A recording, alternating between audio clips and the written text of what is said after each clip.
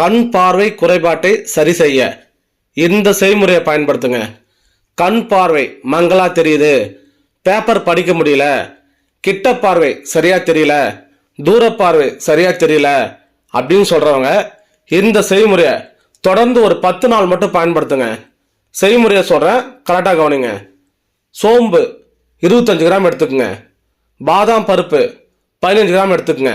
ரெண்டுத்தையுமே மிக்சியில் போட்டு நல்லா மைய அரைச்சி பவுடராக எடுத்துக்கங்க. கடுக்காய் பொடி 8 கிராம் எடுத்துக்கங்க.